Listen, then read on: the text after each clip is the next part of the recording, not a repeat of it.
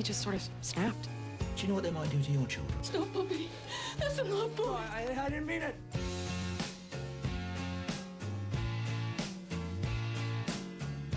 Just a little thank you note for such a pleasant day. You look quite different from how I'd remembered you. But then, of course, we all look much younger when we're dolled up. Life's impurities make pure drama.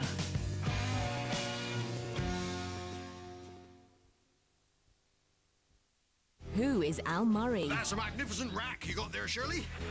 We keep our CDs in a cardboard box.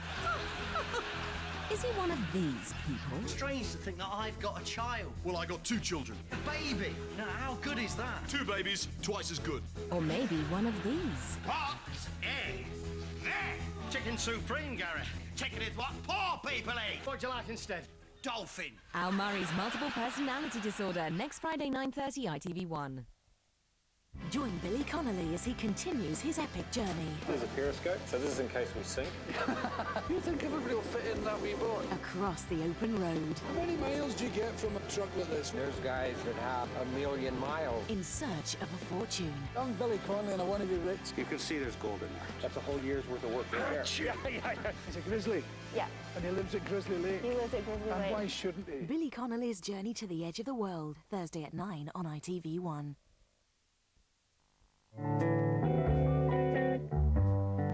Beds worth talking about. Dreams, Britain's favourite bed specialist. Richard, you've had a fascinating career, but domestically it's been almost as interesting, I think, certainly from a former editor's point of view. You filled the pages on and off the pitch, as they say. Did you find that you grew more attractive the more amount of money you earned? I'm trying to work out what your question means. Well, do more women fancy you, the richer you got? Well, I think that women like a man who is happily married, who they can feel safe with, and they can flirt outrageously with, and he can flirt outrageously back. But they know they're safe. They're not going to have them going any further than that. And I think, and I've been fortunate. I've had a great lady for 32 years who's had this sort of long leash, and she just sort of lets it out very slowly, and then I sort of suddenly feel this. And at what point does the leash get snapped? She's Glaswegian. She knows exactly when to pull it. I'm not sure what that says about Glaswegians, but anyway, she definitely knows when to pull it. I mean, you once said that monogamy is quite difficult. There's lots of temptation, but equally, the idea of running into trouble, letting down my family, is just not worth it. So, fortunately, we've had a great relationship, and it actually gets better, strangely, in time. You set up Home with Joan, and it's real, true love, and she falls pregnant, and then a real tragedy happens in your life because your first child dies about 3 or 4 days after she was born. I didn't even know this about you. I mean, take me back to that period in your life, Richard. What was it like for you? Well, it was obviously horrendous for Joan. It was not good for me either. And, the mending process takes time. And I suspect it didn't really start until Holly was born, some 18 months later. I think, for myself, the moment Holly was born, that mending process was almost completed. I suspect for the mother, it will never be completely completed. You gave your daughter a name, Claire. It must have been excruciatingly difficult, but what are your memories of your daughter in that tiny period of her life? Well, I mean, she was in an incubator, and obviously we were hoping and praying that the hospital in Scotland would manage to keep her alive, but it wasn't to be. And as I say, for the mother having gone through a whole pregnancy, it's absolutely ghastly.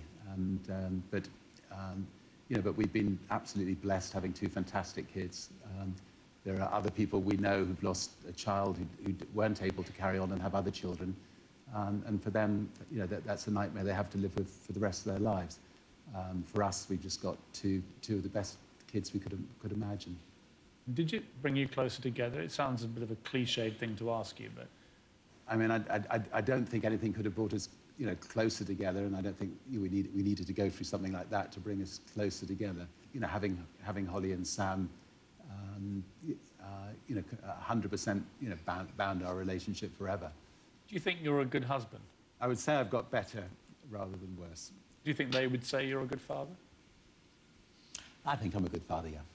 I've been fortunate that I've always worked from home, so my kids have grown up, you know, right between my legs, running around. You know, when meetings have taken place, they've been there, so we've had lots and lots of time together. Essentially, life's pretty good. You've got a wonderful bride, you've got two great kids, but there's something nagging away inside you, Richard. By the 1980s, Richard had it all: a booming business, a paradise island, and a loving family. Richard and his family are a joy to watch because he loves them, and that's the key, isn't it? But despite the strong family bond, Richard's hunger for adventure was to put it all at risk. Richard's always got his eye on publicity, but in my view, it's never been the driving factor. It never has been. It's a personal ambition for adventure. He's almost obsessed with it. Much to the heartache of those closest to him, Richard decided to risk his neck with a series of increasingly perilous world record attempts.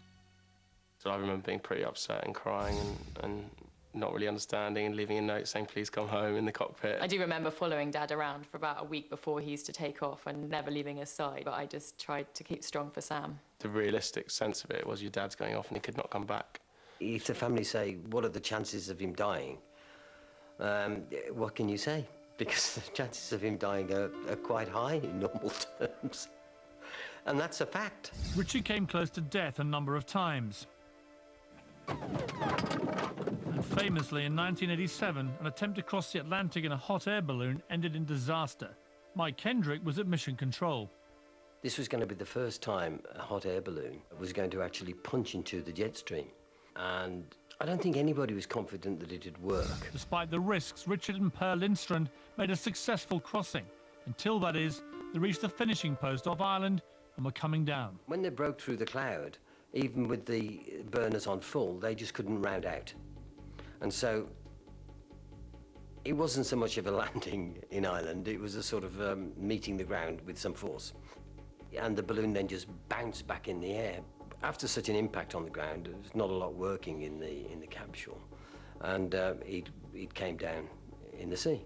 We were told they've come down in the water, nobody knows whether they're drowned or not. And I remember thinking, long as he's alive, I don't mind if he's damaged his spine and he'll never walk again. I mean, all these things went through the mind. As they hit the water, Per Lindstrand jumped out, sending the balloon sailing back up to 10,000 feet with Richard still inside. It must have been a terrifying moment for anybody. The expert on ballooning had gone for a swim, didn't know where it was going to come down, couldn't stop it, couldn't talk to anyone on the radios, all the aerials had gone. He was completely alone. You're alone in the balloon. You don't know what the hell's going on. The guy who knows what he's doing is no longer there. You've got a wife and two kids, and you think you're going to die. What on earth is going through your mind in that moment?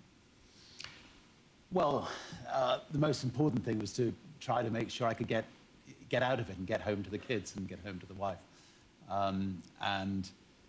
So I wrote a letter to them, short note, left it in the capsule, put a few bursts of hot air into the... What did the note say? Just a short note, just telling them you know, how much I love them